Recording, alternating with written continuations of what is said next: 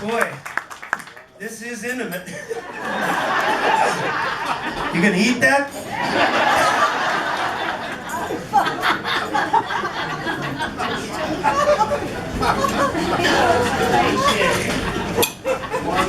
Got any monkey fans out there? Well, we'll fix that. How many people here have been to my show, a little bit Broadway, a little bit rock and roll? Okay, well, if you look at your ticket stub, it says you still have to laugh at the same jokes you've heard. Okay, part of the purpose. I always like to dedicate all my shows usually to the songwriters. I was blessed, and I'm still being blessed by having songs written by some of the greatest writers of all time.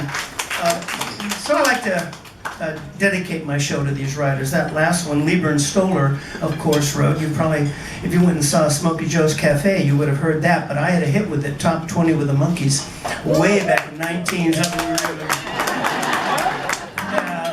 And of course we had Carole King and Jerry Goff and Neil Sedaka and Neil Armstrong and Neil Diamond and Neil, a lot of Neils, and Paul Williams, Harry Nilsson, Diane Hildebrand. I mean, just amazing writers. And a couple of guys who not only wrote most of our biggest hits, many of the biggest hits, including the theme song, but they were also the early producers of the Monkees, and so they were responsible in large part for creating that early Monkee sound. Their names were Tommy Boyce and Bobby Hart, and this is the one that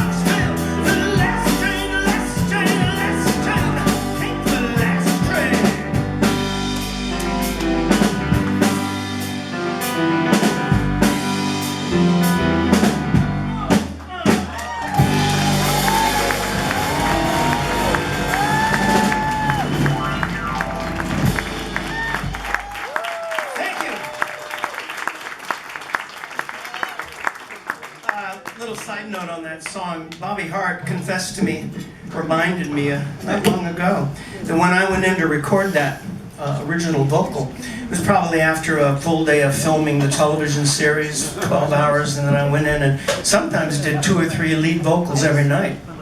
And he said I went in there and I routine the song a bit, and you know that bit that goes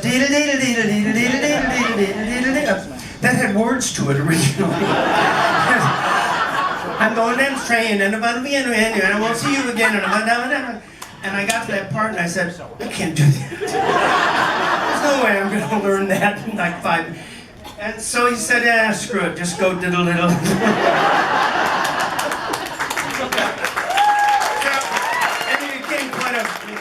Like the hook of the song. This is a little bit Broadway, a little bit rock and roll. I was very fortunate a number of years ago to get offered a couple of parts on Broadway, and I started going to a vocal coach to start working up some audition material. And I, of course, in my mind, I'm the Phantom or Billy Flynn or something. You know, Mario, I mean, like this huge.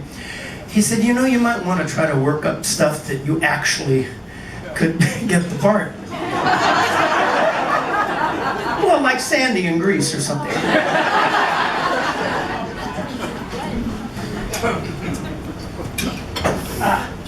Actually, the first show I did on Broadway was Grease. I was Vince Fontaine, the sleazy disc jockey.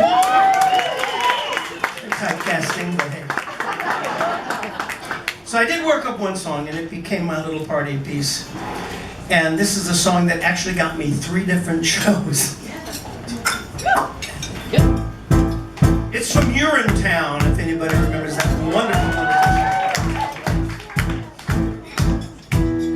A little bunny in the meadow is nibbling grass without a care. He's so delightful as he hops for you. You say, hi, bunny, and he stops for you.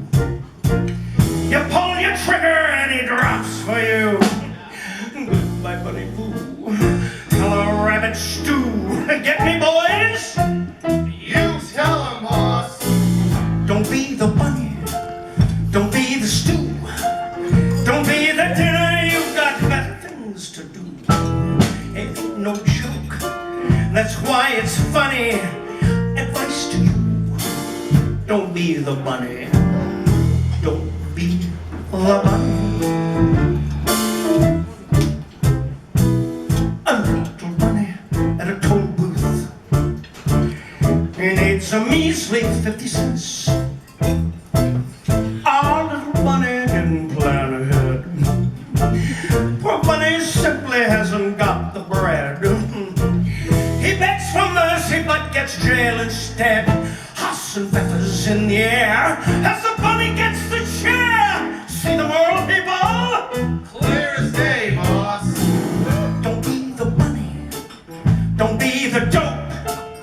Don't be the loser. You're much better than that hope. You're born to power. You're in the money. Advice to you. Don't be the bunny. Don't be the bunny. A little bunny in a shoebox.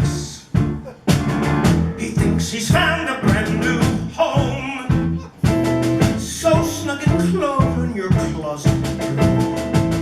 And then you open up your closet door. Now what's that bunny in my closet for? With a mallet and some clippers, you find out new bunny slippers. Get the message, boys? Right behind you, boss. Don't be the bunny. Don't be the shoe. You don't get stepped on. No one who steps is you. You're stepping up. It ain't the money.